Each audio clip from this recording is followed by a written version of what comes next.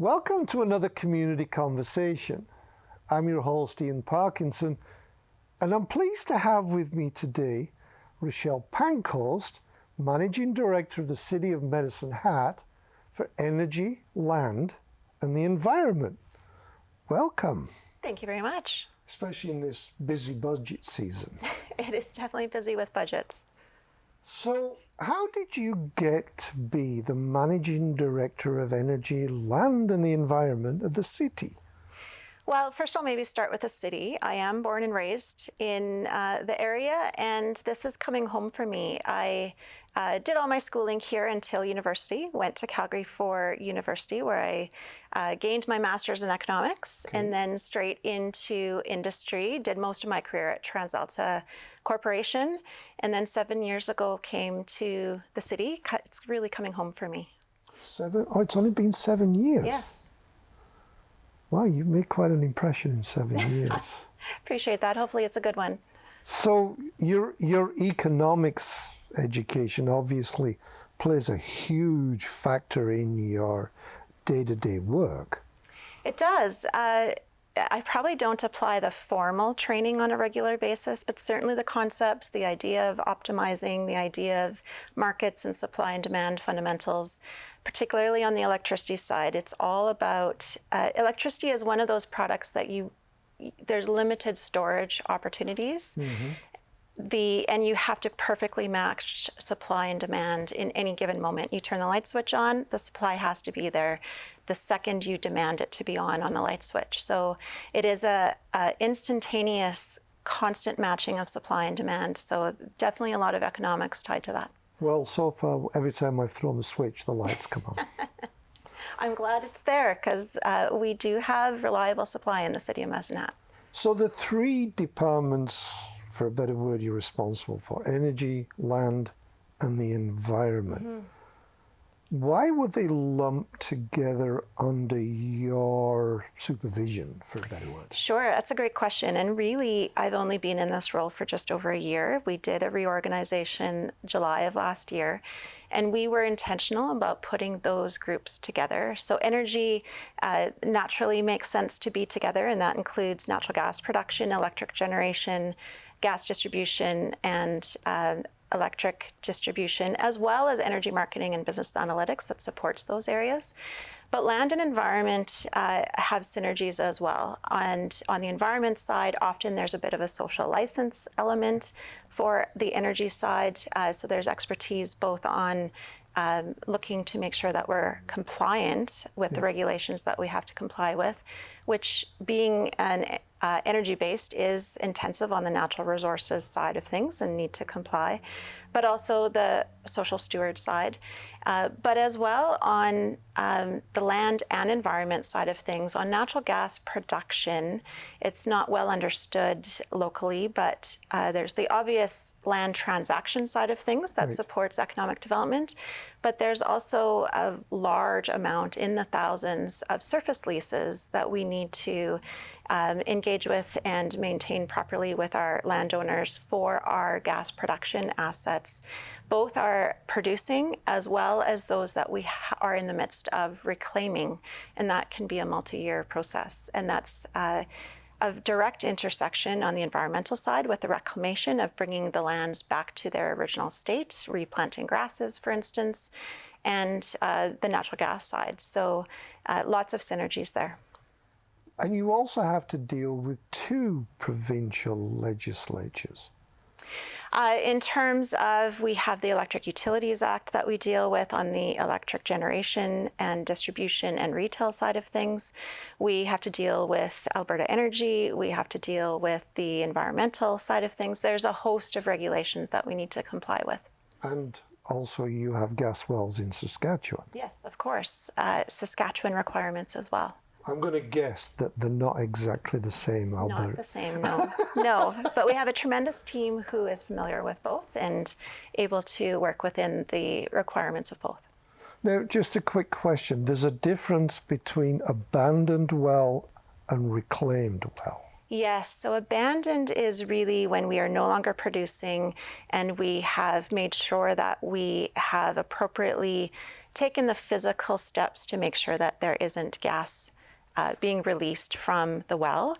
Reclamation is really about making sure that the disturbance of the footprint of having well operations there is recovered back to normal state in terms of planting grasses if it's been in a farmer's field, for instance. And that can be difficult during drought time, so it may take longer to establish those grasses, and lots of monitoring and lots of patience to make sure that we can get to a reclamation certificate from the province. I'll have to get you a rain stick.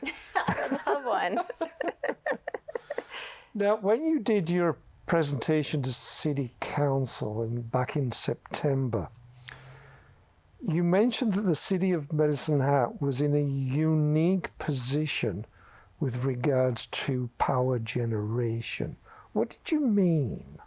Yes, that's a great question. I suspect a lot of local residents take it for granted, but we really are quite different. Not only do we have the typical municipal services of pools and rinks and road maintenance and those sorts of things, but we also have an energy business held within the legal entity of the City of Medicine Hat. And when I say energy business, it is all those areas that I mentioned earlier in terms of energy production, both on the electric generation side of things, the gas production, but as well as the distribution on both gas and electric. There are other municipalities that may have distribution, Lethbridge and Red Deer would be examples, but none that have the combination of those business units housed within inside a single legal entity, to my knowledge, at least across Canada. So, knowing virtually nothing about this business, just from the outside, if I've got this right, distribution is either the import of natural gas and electricity or the export of natural gas, and then the generators in the middle. Yes, so you can think of the production side on the natural gas production, or the electric generation. That's at a site where we're creating the product. Yeah. And then distribution is how we transport that product to the end user. So it is the poles, the wires, the pipelines that is needed to move the energy to the consumer for consumption. So while there are some other municipalities within Alberta that distribute power, are we the only municipality that actually generates power? Calgary does generate power through a separate legal entity that they wholly own with NMAX, but we are the only one that would have all of the above without having a separate legal entity. Interesting. Which explains some of the confusion, I suppose. I've heard two terms used over the last few years, COMCO and GENCO. Yes, and we often have said DISCO. We are actually trying to move away from those terms because they can be confusing. But when we've talked about DISCO, that's just our internal description of our distribution businesses. Okay. When we talk about GENCO, that's our internal description of our electric generation business, and COMCO is our internal description of our commodity business, and commodity business covering both electric generation and natural gas production, because it is founded in producing commodities in the form of electricity or natural gas. Now it's much clearer. Okay, I've learned there's a jargon to every business, and a lot of times I don't understand it. You also mentioned briefly in your presentation in September about the Energy Marketing Act's exemption. Yes, so we use the word exemption all the time, and it's probably not well understood across the community. And what it really is an exemption unique to the City of Medicine Hat across a suite of, or a collection of exceptions to the Electric Utilities Act. So the Electric Utilities Act defines how you can produce, distribute, and sell electricity in the province of Alberta. And that typically is done through competitive forces on the production side, okay, and through regulated forces on the distribution side, and then deregulated forces on the retail side. the City of Medicine Hat has its own carve-outs or exemptions under the Electric Utilities Act, and it allows us to own electric generation. Municipalities typically can't, and it allows us to have distribution within a franchise area that's defined. And actually, our franchise area extends beyond our city municipal boundary into areas adjacent in other municipalities adjacent to us. And it allows us to have retail exclusivity within our franchise boundary, and we get to set our own electric rates within our franchise area. And then finally, we see an exception where we don't have to pay the provincial transmission charges because we supply our own electricity locally. Okay, because that's a question that's come up, but we do occasionally put power onto the provincial grid. That's correct. So we've built enough local supply in order to self-supply to meet our peak needs. Right. But we do have what I call an intertie or a transmission line into the rest of the province, and that gives ourselves a bit of a relief valve if we have surplus supply that we don't consume locally, or if ever we're short, we could pull in electricity from the rest of the province. But because we build to meet our peak demand plus enough of an assurance buffer, we are often long or have surplus supply that we can export into the provincial grid when it makes sense to do so economically. And when we are importing or exporting, we have to comply with all of the other provincial rules that the rest of the province has to comply with. Okay, so basically you've got to operate like an independent generator. Correct. But even though you've got the exception, you tie into the grid, so you have to meet the provincial standards. That's right. We behave as a fully vertically integrated, top to bottom, generate right to the consumer inside our franchise area, but anything we interact provincially with, it's as if we're any other market participant, and we have to follow provincial rules. So then there was something else you mentioned too in that. A lot of the outside producers are watching the City of Medicine Hat's electrical generation and distribution business with a very jaundiced eye. Yes, we are aware that through our exemption, that puts us in a special position, and we don't take that for granted. It's a privileged position to be in. And it's a privilege because, as I said, other municipalities are perhaps wishing they had the opportunity to be where we're at with our ownership of generation. But as well, the other electricity companies would love to have access to our local customer base.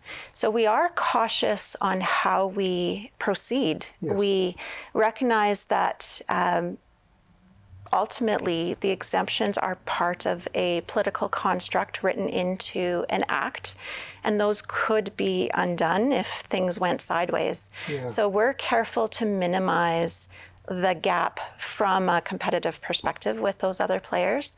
And how we do that in practice, typically we price our products similar to what is happening in the provincial market. We try to emulate what's happening for microgeneration. Right. We have similar rules locally as what they would see in the rest of the province, both to make sure that we're not creating a competitive disadvantage for our local customers, but also so that we're not creating a big attack target on our back for when other players might want to try to challenge the fact that we have an exemption. So the sharks are circling. Yes, potentially. And it's important for us to maintain our exemption because that allows us to create profits and dividends and return those back into the city. Okay, so how did we wind up in the position where we needed the exemption? Is it just because back in the Ted Grimm days, there was all this natural gas and the city council at that time said, let's make our own? Yeah, in fact, our energy business is over a century old. Ah. We are the gas city. We were essentially founded on natural gas supply, and that allowed us to be an early electricity generator over 100 years ago. And we were self-supplying for decades before the province really matured with its interconnection system, its transmission system. Okay. So we essentially earned the right through being an early mover to be recognized as a self-supplier, and now through regulations and significant efforts through some pioneers, including Jim Horsman, along the way, we were able to retain recognition of that early investment of our pioneers, and essentially the exemption allows us to be a net to grid supplier into the rest of the province. So then where was the power plant that I regard as the original power plant up against the river there by the Highway 1 bridge? Was that the original power plant? Yes, I believe it was. Grown through time. Well, yeah.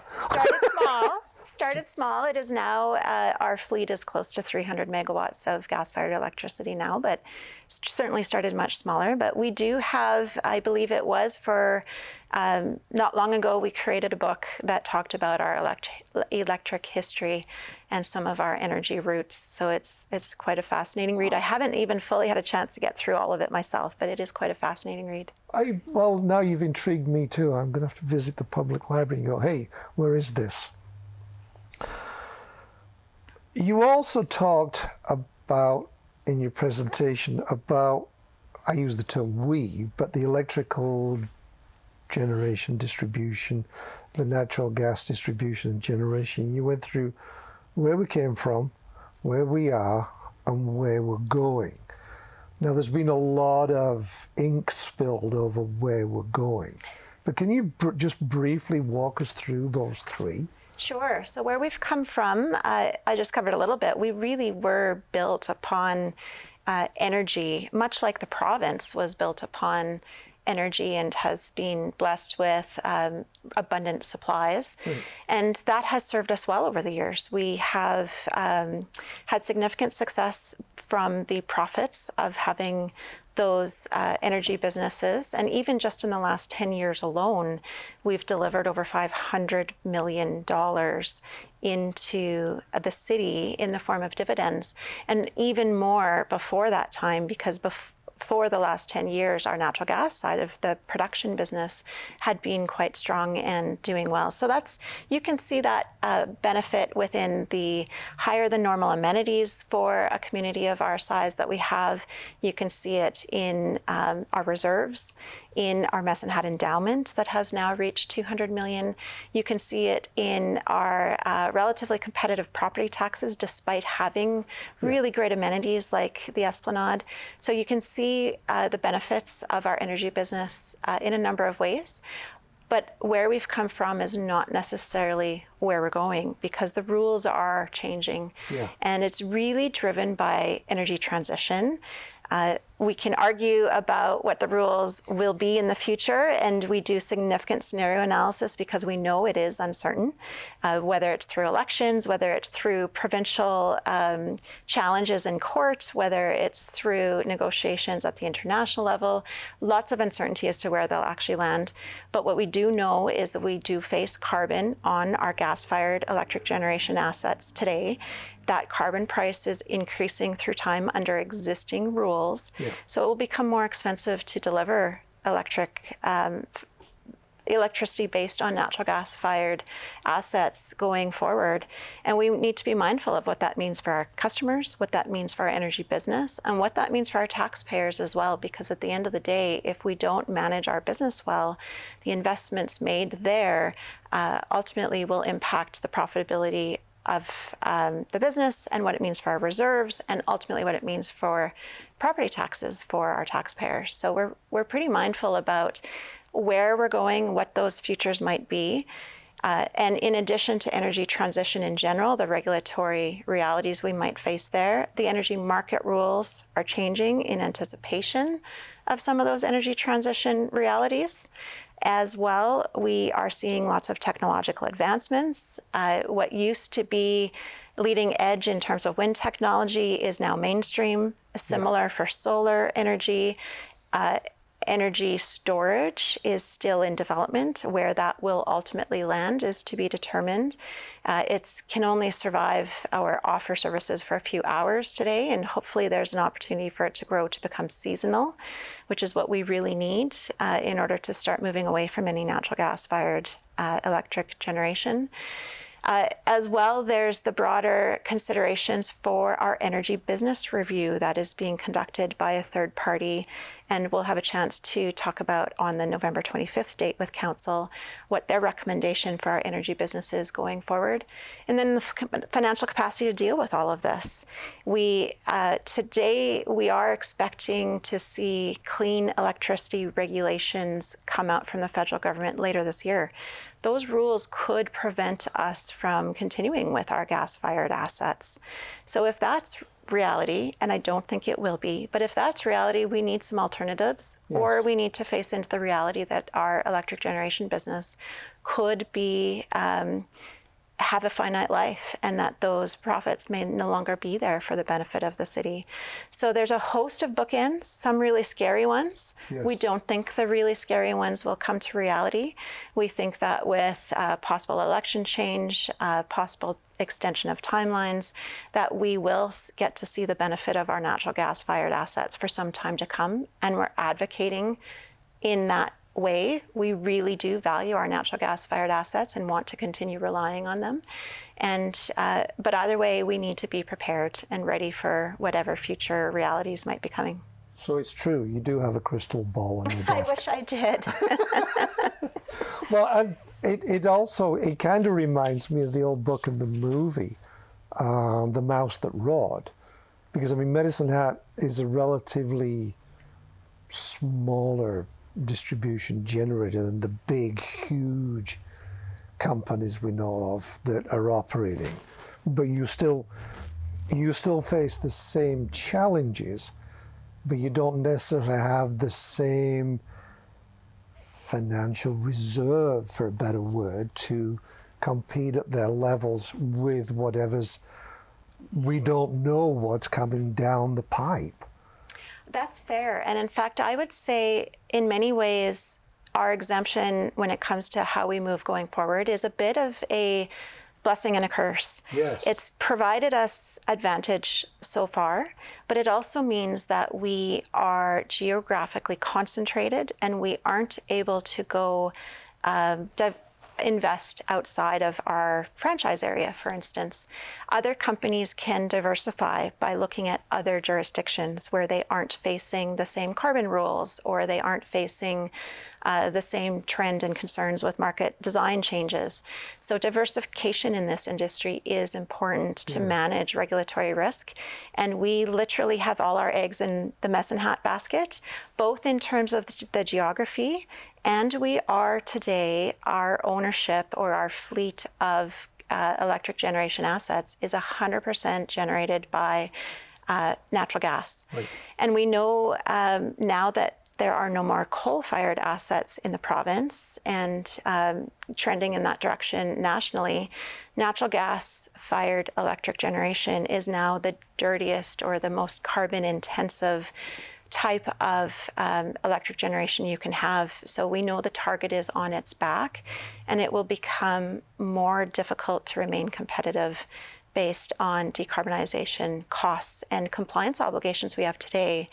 And determining whether that's going to be more strict and how quickly it'll become more strict is where we need to be mindful of where can we start to diversify our asset base, where can we start to make sure that we're protecting our customers from those increasing costs and keep our business viable longer term so that we can continue to have dividends back into the city. Right, because you were basically established on a massive pool of natural gas. That's right.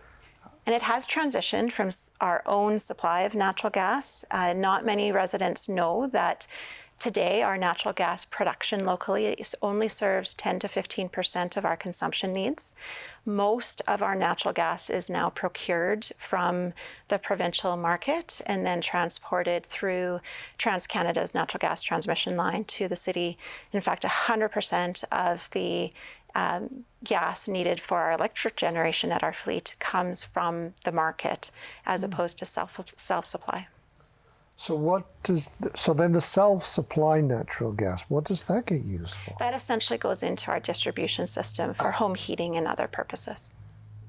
Interesting, because there's not much opportunity around here for hydroelectric generation. Correct, and that's true actually provincially. That's where we do have a disadvantage provincially, and why we're so dependent on natural gas for reliable, dispatchable electricity. Canada as a whole is concentrated in hydro. You think of BC Hydro, Manitoba Hydro, Hydro-Quebec, Ontario Hydro. Even residents in those jurisdictions talk about their hydro bill rather than their utility bill. Very dominated by hydroelectricity, so it's already clean. So Alberta is at a disadvantage on decarbonization because of our heavy reliance on natural gas-fired electric generation, and Medicine Hat is a microcosm of that, where we are entirely dedicated to natural gas-fired assets because they've served us well for years, and we hope that they can going forward, but we need to understand what options might be there if the rules change. And nuclear energy gets mentioned occasionally, and as a child of the 50s and 60s, it just makes me shiver. I mean, it's an option, but it hasn't got really very far in this province, has it? Nuclear has come a long way. It is a core base for Ontario, together with hydro that they do have, and natural gas and renewables. They're well diversified in Ontario. But Alberta has not gone in that direction yet. I will acknowledge there is a jurisdictional element to that. Oh.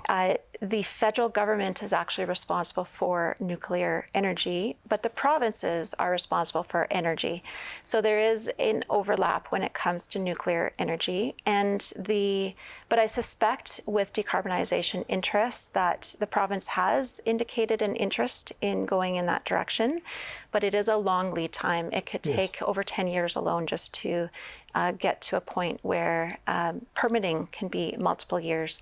So in order to go in that direction, you need to move quickly and spend large dollars, and it's still probably a decade away from when you start. And you're being very generous. The whole green energy business, in particular the solar and the wind, their production seems to be very volatile. Yes, that's very true. And it doesn't match with what you said earlier, where I'll use our natural gas-fired electrical generators provide a base. So, and it may fluctuate based on the time of day, but there's always that solid background where, as I found out last night, if a cloud goes over a solar panel, all of a sudden it goes to zero. Yes. Well, you can't be doing that with power generation, because your customers, when you're going to burn their equipment out with brownouts and blackouts and stoppages, and if it's 3 o'clock in the morning and I'm going to get a glass of milk and a slice of toast, and I hit the light switch and nothing happens, somebody in the city is going to get a phone call. Very true. That is the conundrum of energy transition, is how to solve the ask that the regulations are asking us to do in terms of decarbonization through time in a way that still offers affordable and reliable electricity. Usually the technology that we see today is 2 out of the 3 solutions in terms of, is it clean, is it reliable, and is it affordable? Today, natural gas is seen as not clean. They do face a penalty, a carbon charge different than the consumer charge that we face at the pump. It's an industrial charge.